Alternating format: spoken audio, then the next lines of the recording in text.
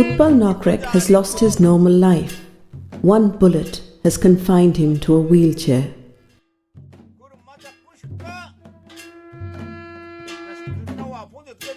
The 3rd of January 2004. 18-year-old Utpal Nokrek was a strong young man back then. Modhupur National Park is part of Modhupur Shal Forest.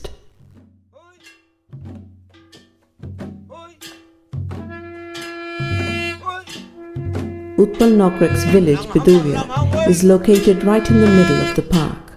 It is a pure Garo village.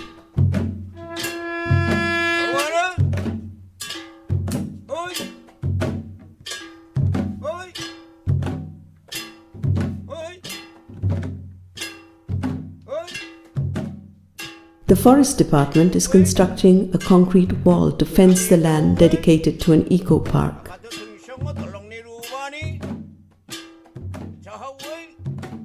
It is also building concrete houses.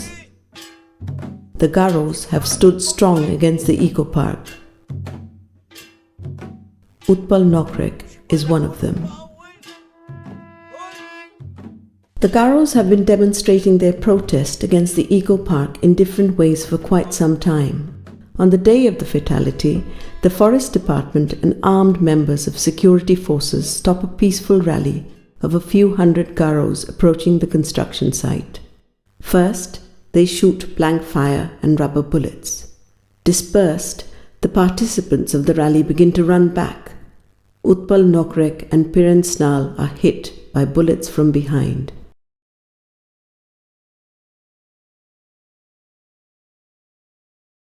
Piran dies on the spot. 2004 সাল 3রা জানুয়ারি প্রাচীর নির্মাণের বিরুদ্ধে আমরা যখন শোভাযাত্রা করি শান্তিপূর্ণভাবে, শোভাযাত্রার এক পর্যায়ে যখন আমরা সেই প্রাচীর নির্মাণের একদম কাছে চলে যাই, তখন অতর্কিতভাবে পুলিশ এবং বন রক্ষক যারা প্রহরী তারা আমাদের উপর নির্বিচারে গুলি চালায়। গুলির এক পর্যায়ে পিরেন স্নাল একদম একেবারে নিহত হন এবং উৎপল নকরেক বর্তমান যে অবস্থা চিরতরে পঙ্গুত্ব বরণ করেন। যখন গুলি লেগেছিলাম তখন কিছুক্ষণ জ্ঞান ছিল, তারপর আমার জ্ঞান নেই। আমার জ্ঞানটা ফিরছে এলো আপনার রসুলপুর রসুলপুর অফিস ফরেস্ট অফিসে, ওখানে জ্ঞান ফিরছিল। জ্ঞান ফিরে আমি যখন দেখলাম যে ফিরেন্সিয়াল আমার পাশে শুয়ে আছে আর কি না, লাশ অবস্থায়। আর তারপর এলো আমি যে এই অবস্থায় পড়ে আছি, আমি নিজে কীভাবে আমি নিজেকে বুঝতে পারি না যে আমার পায়ের বুকের বাকি অংশটা কোথায় কোন জায়গায় চলে গেছে, আমি যখন বুঝতে পারি না। Utpal survives in his fight against death, but he can never stand again. After 2 weeks of treatment in the National Institute of Diseases of the Chest and Hospital in Dhaka Medical College Hospital, he begins to learn to cope with his new life in a wheelchair at CRP Savar.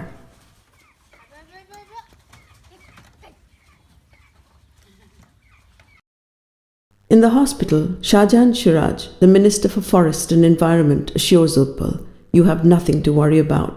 You will get treatment and you will be fine." Right after the bloody event of 3rd January, the Forest Department files a case against 500 to 600 people with only 10 names mentioned. Utpal is one of them. The key allegation against them: armed, they arrived at Jalabatha and started to break the wall of the eco-park.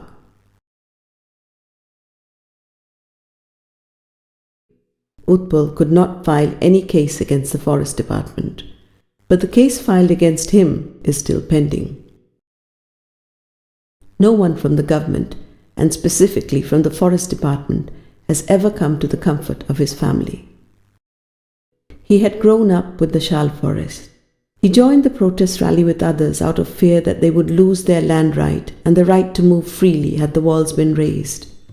He says, "What has happened to me can never be compensated, but I want peace on our ancestral land."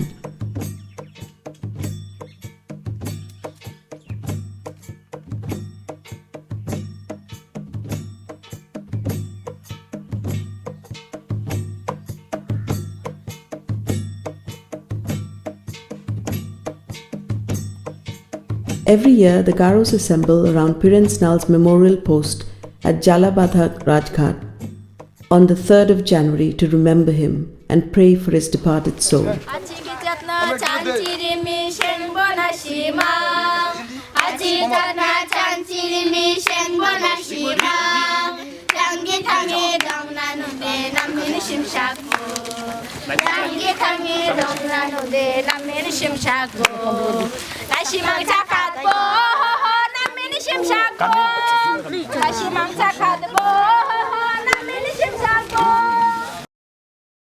Cholesh Richil, one in the front line of movement against the eco park and a popular local leader, fell victim to cruel extrajudicial killing in Modhupur.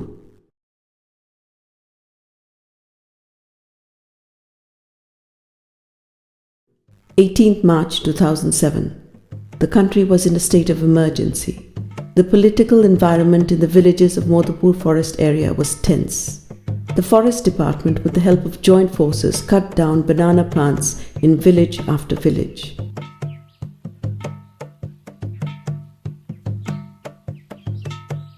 Cholesh Richil was an accused in forest cases. He had to regularly appear before the court. The forest department was infuriated at him. His family and many others complained that the forest department had taken advantage of the state of emergency. Last তো একদিন গুপ্ত ছিল, তারপরে আবার আমাদের আদিবাসী সবাই আন্দোলন করার পরে লাশটা দিয়ে দিছি মিশনে ফাদারের কাছে। Members of the joint forces in plain clothes picked him up at Kalibari in Muktagacha and took him to Kakraid army camp. Pratap Jambil, his relative, and 2 other Garos accompanied him. Cholesh Richil and Pratap Jambil were tortured for a long time. Cholesh died in the army camp.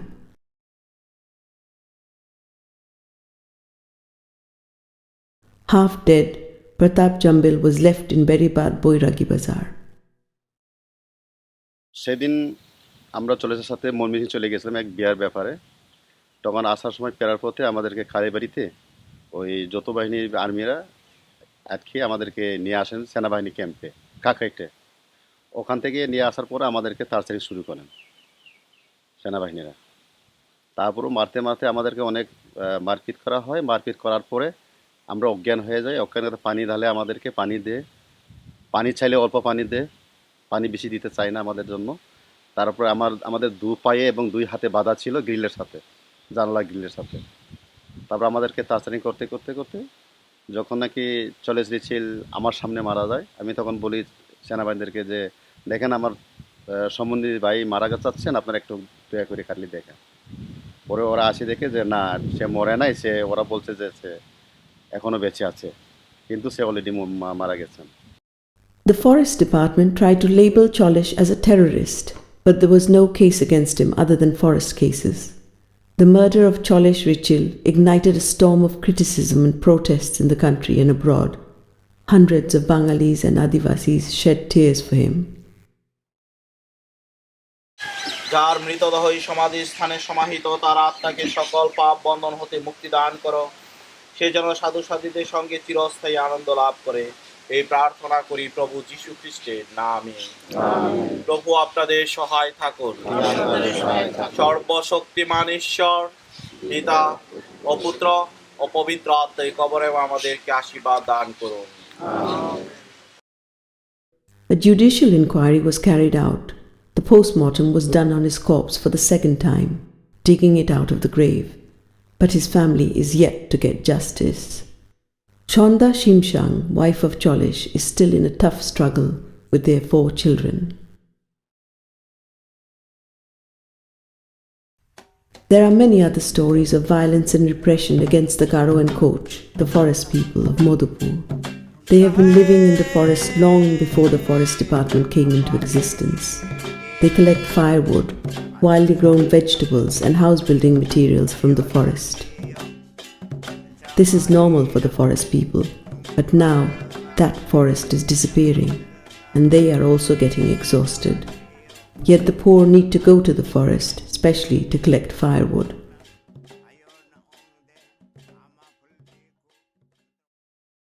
On 21st August 2008, a 25-year-old mother of Shataria village, Cecilia Snall, returned home with a serious bullet injury.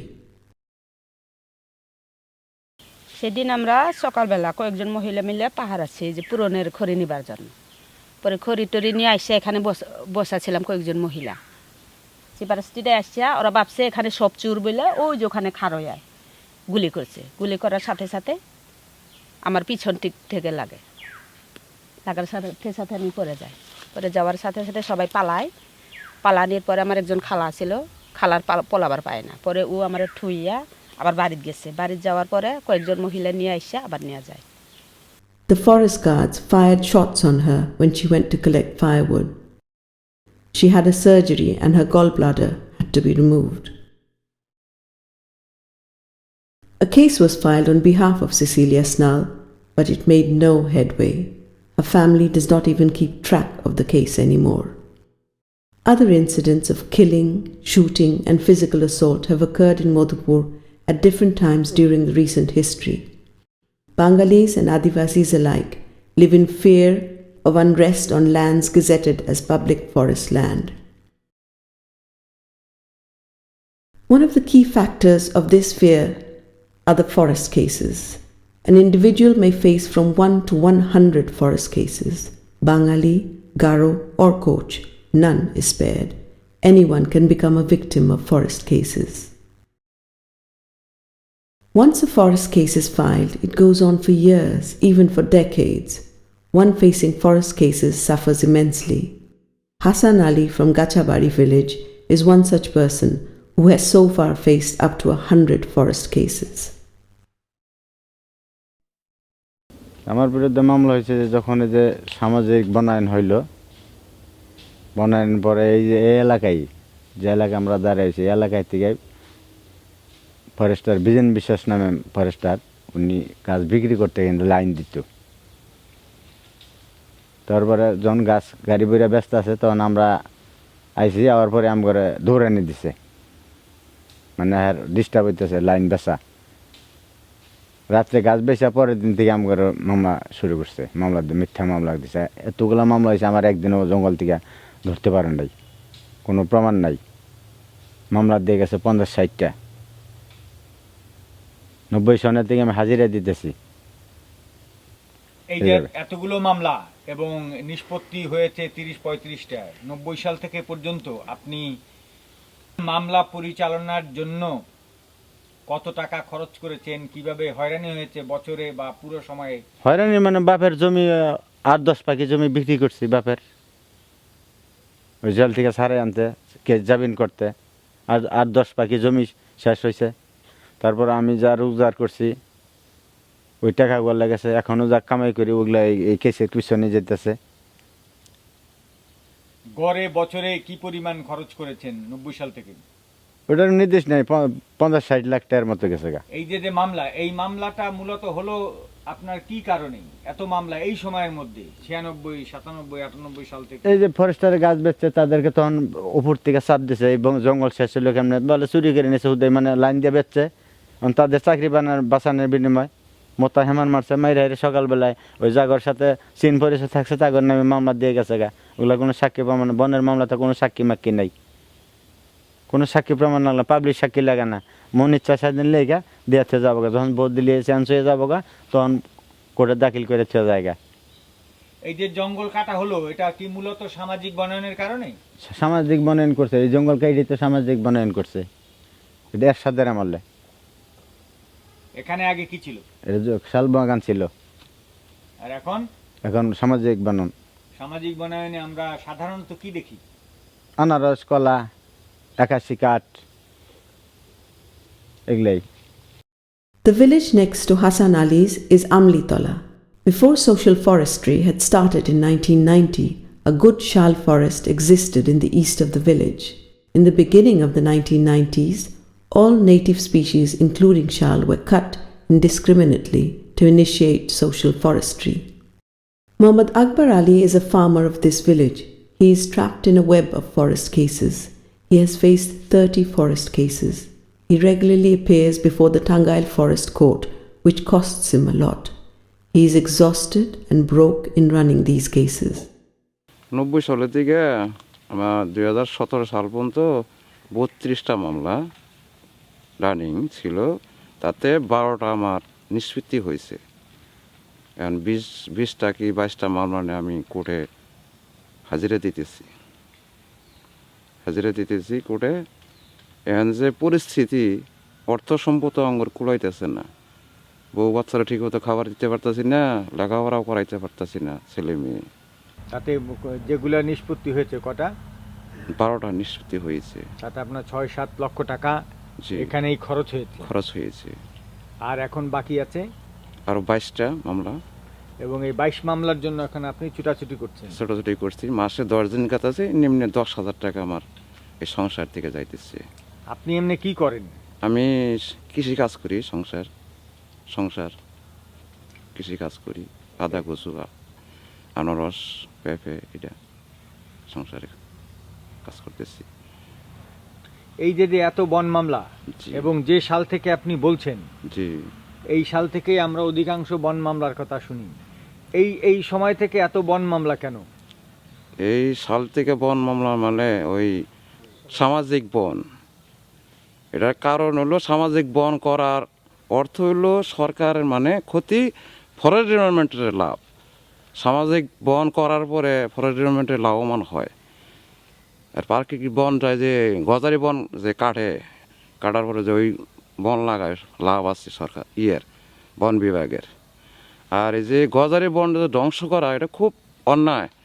গজারি বনে থাকার কারণ হলো এই ভিতরে ওষুধি বাগান ও ওষুধি পাওয়া যায়, ফল ফুল পাওয়া যায়, পাখি বসে, তাছাড়া ওই আলু পাওয়া যায়, আদিবাসীরা আলু খুঁজা দিন বাদ চলে। এই গজারি বনটা থাকাতে সরকারের লাভ ছিল, সামাজিক বনাতে সরকারের ক্ষতি হয়েছে, এমনকি কিছু বনের লোকের লাভ হয়েছে। এখন এটা আপনার যে পর্যায়ে গেছে, এটার থেকে নিষ্কৃতি পাবার উপায় কি? আপনি কি চান সরকারের কাছে, রাষ্ট্রের কাছে? আমি রাষ্ট্রের কাছে এটুকুই চাই যে বন মামলা থেকে আমগুলো মুক্ত করুক, আমগুলো পরিবার সচ্ছলে চলুক, লেখাপড়া করতে পারি জানি ছেলে মেয়ে, এটুকুই সরকারের কাছে আমার আবদার। আর এই সামাজিক বনটা জানি আর কোনোভাবে সরকার না করে। The statistical account of Tangail Court and the Forest Department confirm that the number of forest cases in Modhupur Shal Forest area is abnormally high. According to the 2017 annual report of Tangail Forest Court, there were 4,954 forest cases in the entire Tangail district. However, the Forest Department is reluctant to agree that social forestry is responsible for such a large number of forest cases.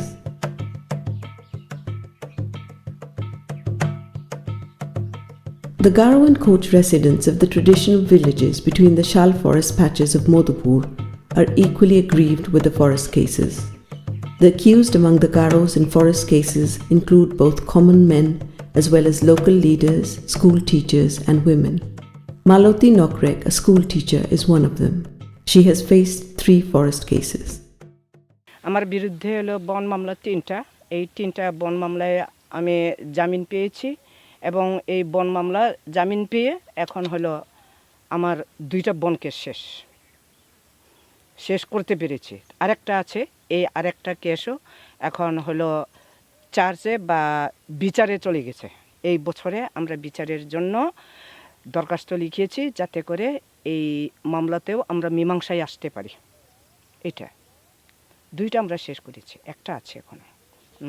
আমার বিরুদ্ধে অভিযোগ, এই অভিযোগটা হলো আমি বন ধ্বংস করি, বনে গিয়ে গাছ কাটি এবং গাছ বিক্রি করি, বেচাকেনা করি, এটাই। এবং মুতা তুলে আবার ওই জায়গাটা দখল করি নিজের জন্য জমি, এটা তার মানে জমি জবরদখল করা হয় এরকমভাবে অভিযোগ ছিল।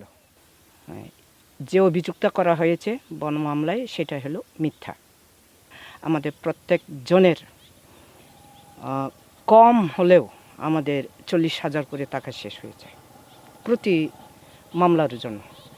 আমাদের যাওয়া আসা, তারপরে হলো কেসের জন্য যে আমাদের টাকা খরচ করতে হয়, দিতে হয়, ওগুলো। Nere Norbert of Garo village had been a teacher for many years and participated in the movement against the eco park. He has been passing difficult times due to forest cases. 2004 সালে 3রা জানুয়ারি আমরা মৌন মিছিল করতেছিলাম। মৌন মিছিলের সময় বন বিভাগ এবং পুলিশের ওই আক্রমণে ওই ফিরেন্সনাল নামক ঘটনাস্থলে মারা গেছে এবং উৎপল নামক ওই পঙ্গুতে বরণ করছে। এরপরেই আমরা যারা নেতৃত্ব দিতাম, যারা নেতৃত্ব দিত ওই ইকো পার্কের বিরুদ্ধে, আমাদের উপর নির্বিচারে মামলা হয়। একটার পর একটা মামলা দিতে দিতে আমার নামে 12টি মামলা হয়। 12টি মামলার মধ্যে এই পর্যন্ত দীর্ঘ 12 বছর, প্রায় 13 বছর হয়। 13 বছরের মধ্যে 9টি মামলা নিষ্পত্তি হয়েছে, আর বাকি 3টি মামলা এখনো রয়ে গেছে, এখনো নিষ্পত্তি হয় নাই এবং চার্জে যায় নাই, মানে অন্যান্য আসামিরা জামিন নেয় নাই। ওই জামিন নেওয়া এবং মামলা পরিচালনা করার জন্য এটার ব্যাপারে ব্যক্তিগতভাবে আমার পরিবার থেকে প্রায় 7 লাখ টাকা খরচ এবং আমি 1 মাস 25 দিন জেলে ছিলাম। Nere Norbert, Maloti Nokrek and others have a common complaint that most of the cases against the Adivasis are false. আমার নামে যে ওয়ারেন্ট বা বন মামলা হয়েছে আমি কিন্তু জানতাম না। আমি 94 ছিলাম নারায়ণগঞ্জে একটা রং কারখানায়, ডাইং কারখানায়, ওইখানে ছিলাম। তো বাড়িতে এসে শুনি যে তোমার নামে ওয়ারেন্ট ওই মামলা হয়ে গেছে আর কি। তারপরে তো আস্তে আস্তে ওই যে যখন নাকি বন বিভাগরা নাম পেয়ে যায়, যার প্রথম নাম পেয়ে যায় তারই কিন্তু আস্তে আস্তে দিতে থাকে। অন্যজনে আসলে যারা প্রকৃতপক্ষে চোর, যারা ট্রাক দেয়া গাড়ি দেয়া যারা চুরি করতেছে, ওদের নামে না হইয়া যাদের ওই এরা তো ওদের কাছে টাকা দিতেই আছে, ওদের তার মামলা হইতেছে না, হইতেছিল আমাদের সাধারণ মানুষের। The officials in different positions in the forest department say the opposite. They blame the Garos for forest destruction. Lahoria beat officer Abu Talib Mia is one of them. What he says reflects the forest department's attitudes towards the Garo. এখানে উপজাতীয় কিছু গারো সম্প্রদায় আছে, তারাই মূলত এই বনগুলিরে, তাদের তো এমনি নিজস্ব কোনো জায়গা সম্পত্তি নাই, তারাই মূলত এই রাতারাতি গাছ কাটে, জঙ্গল কাটে, ডাকাইটা তারা জবরদখল করে ভোগ দখল করতেছে। কিন্তু এই যে যারা কলা আনারস চাষ করে তারা কারা? এই তারাই মানে ওই গারো উপজাতিদের কাছ থেকে তারা বিভিন্ন পর্যায়ে বিভিন্ন এলাকার লোকজন আসে, তাদের কিছু টাকা ইনভেস্ট করে, সেই টাকা দিয়ে তারা এখানে কাজকর্ম করে ওরা কলা আনারস এগুলা চাষ করে তাদের কাছে বিক্রি করে। The majority of the forest department's employees and officials deny that they harass local people with false forest cases. However, a former chief conservator of forests, Muhammad Yunus Ali, who retired in January 2017, is concerned about forest cases. He has some advice on how to quickly dispose of the forest cases. মামলা 2 ধরনের আছে। মামলা হলো একটা হলো compoundable offence, আরেকটা হলো prosecution offence. একটি মামলা কম্পাউন্ডও করা যায়, যদি ছোটোখাটো অপরাধ হয় সেই মামলাগুলো কিন্তু কম্পাউন্ড যোগ্য।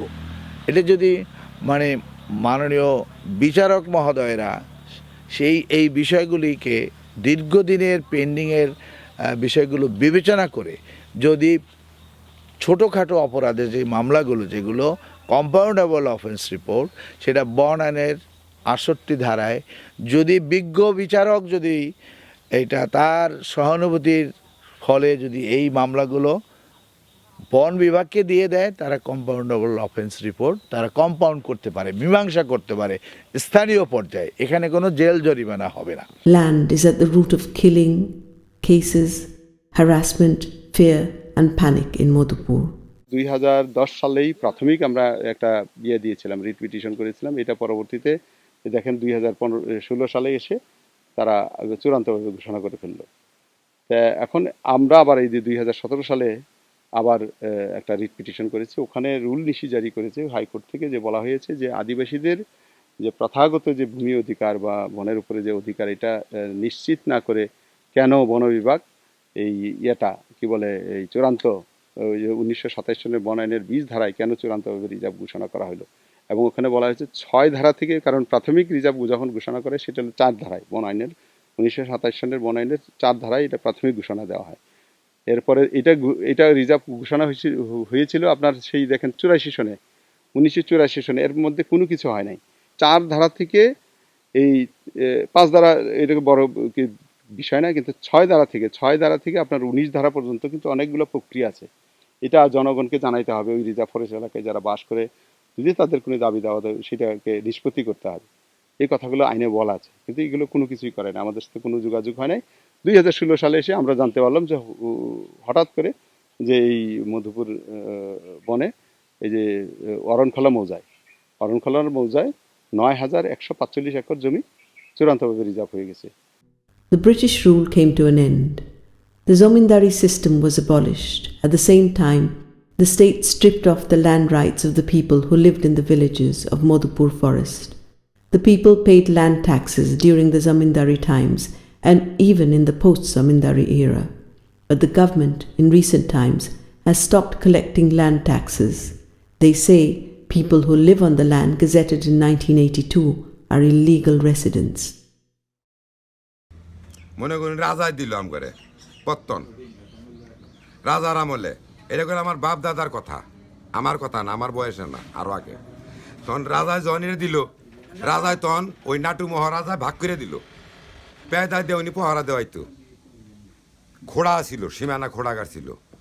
এখন সেই এটাই এত দিনে জন্ম হয়েছে বন বিভাগ। এখন হে আমগর জমিনে খাস ক্ষতি না ভালে, খাস নাও নেয় না, বড় বড় অফিস থানে কাগজপাতি কিনে নিয়ে গেছে গা। এখন আমগর দলিল বন্ধ করে দিচ্ছে। এখন হ্যাঁ এখন নামে করছে কি, এই এখন বর্তমানে আমগরটা খাস ক্ষতি না ভালে, হ্যাঁ এখন নামে বন বিভাগের নামে রেকর্ড করে নিচ্ছে। Survey of the Society for Environment and Human Development in 2017 on 44 villages around the center of Modhupur National Park and Shal Forest found that 13% Bengalis and 4.2% Garo families have CS or ROR of their homelands. Only 4.2% Bengali and Garo families have titles of their highland, while 10.1% families have titles of lowland where they grow paddy. The Forest Department thus claims ownership of most of the land in the Modhupur Shal forest area. But how much land does the Forest Department actually control? The answer? Very little. What is left of the Modhupur forest today is just its name. How much of the land is actually covered with forest? According to the Forest Department and other sources, only 10 to 15% of Modhupur forest land has cover of shalcopis and other local plant species. This clearly shows that destruction of forests in Modhupur Shal forest and encroachment of forest land areas have been unprecedented, and all this has happened in recent times. আমরা যে জায়গাটাতে দাঁড়িয়ে আছি এটি হচ্ছে জয়নাগাছা। এর জয়নাগাছা গ্রাম এবং বেদুরিয়া গ্রামের মাঝখানেই এটা হচ্ছে আমরা যে দেখছি এখানে পেঁপে, কলা এবং আনারস, এটা হচ্ছে বনভূমির জায়গা। এখানে একসময় গভীর অরণ্য ছিল এবং সেটা বেশি দিনের কথা নয়, 30 বছর আগেও এখানে জঙ্গল ছিল। এবং এই যে সামাজিক বনায়ন, এই সামাজিক বনায়ন শুরু হয়েছে মূলত জঙ্গল কেটে। এশীয় উন্নয়ন ব্যাংকের অর্থে প্রথম আবর্তে সামাজিক বনায়ন শুরু হয় 89-90-তে, এবং তখন এখানে ইউক্যালিপটাস এবং আকাশিয়া গাছ লাগানো হয়েছিল। এবং প্রথম আবর্ত শেষ হয়ে যাবার পরে আবারও এখানে সামাজিক বনায়ন হয়েছে এবং এখন আমরা দেখছি এখানে সেই আগের যে শালবন তার ছিটে ফোঁটাও অবশিষ্ট নেই এবং এটাই হচ্ছে সামাজিক বনায়নের নমুনা। খুব অল্প সময়ের মধ্যে আমাদের দেশীয় প্রজাতির শত শত প্রজাতির শালবন সেটা ধ্বংস হয়েছে এবং এখানে সামাজিক বনায়ন হয়েছে, যার উপকারভোগী হচ্ছে প্রভাবশালী মানুষ। Destruction of forests is nothing new, but everyone has witnessed the rapid and unprecedented forest destruction since social forestry began in 1990 in place of native forest.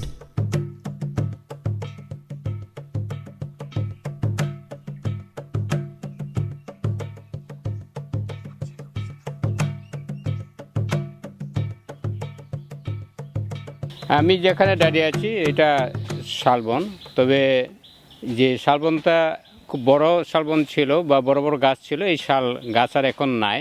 এখন যেগুলো আছে ছোট ছোট গাছ আছে। এই ছোট ছোট গাছ বলতে গেলে পরে এগুলি বয়সও কম এবং অধিকাংশ যে শাল বন আছে এখানে সব কপিজগুলো আছে, কিন্তু বড় বড় গাছগুলো যেমন 100 বছর 200 বছর আগে যে সমস্ত গাছগুলো এখন আর নাই।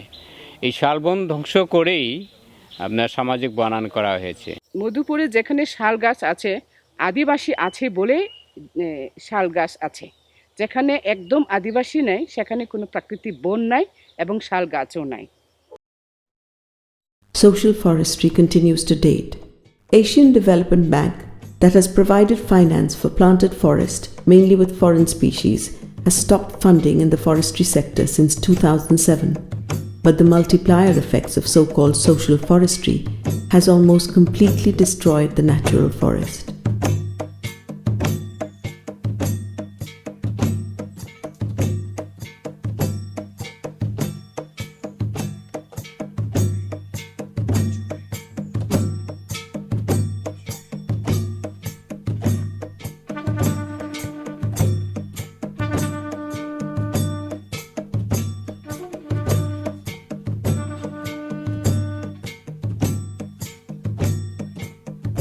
Social forestry has created avenues for commercial-scale banana, pineapple, papaya and spice cultivation in place of natural forest, and businessmen from outside are taking advantage of it. এখানে 80 বিঘা জমি, এখানে পেঁপে করছি, আনারস করছি, আদা করছি, কিছু সবজি কলা করছি একই জমিতে। মোটামুটি সব ফসলগুলাই আল্লাহর রহমতে ভালো হয়েছে। The Forest Department handed over 8,000 acres of forest land in Modhupur to Bangladesh Forest Industries Development Corporation, BFIDC, before the advent of social forestry. Natural forest was cut to plant rubber trees. Indiscriminate clearing of shal forest started with rubber plantation.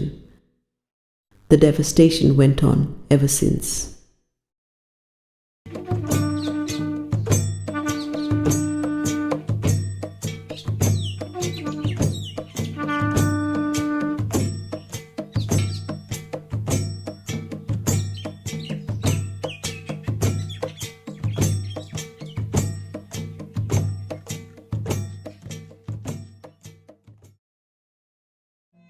At one time, Modhupur was a thick forest. It was a paradise of natural heritage and beauty.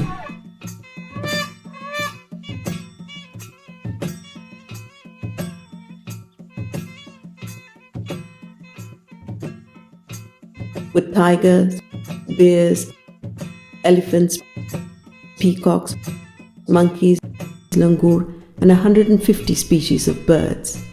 All of it is history today.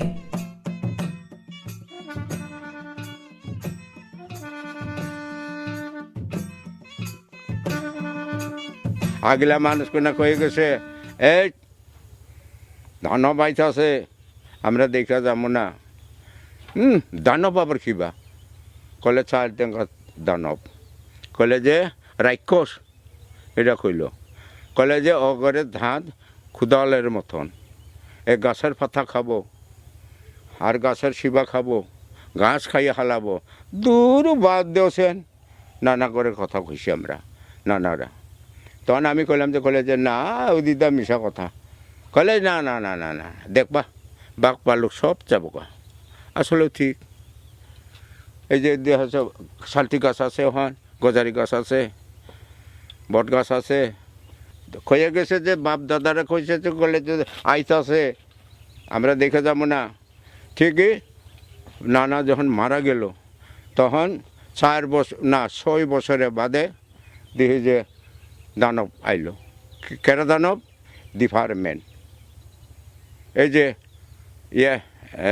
অনুলত দিল, পাহাড় জম একেবারে নেই, এক মুহিতনে খাটা দিল। মোনার বাইত নি 1 বছরের বাদে চাঁদপুর, 1 বছরের বাদে গেল গা বাদছড়া, এই পাহাড় ধ্বংস হয়ে গেল গা। The people who once lived peacefully in villages surrounded by forest now live in unrest. They are migrating to cities.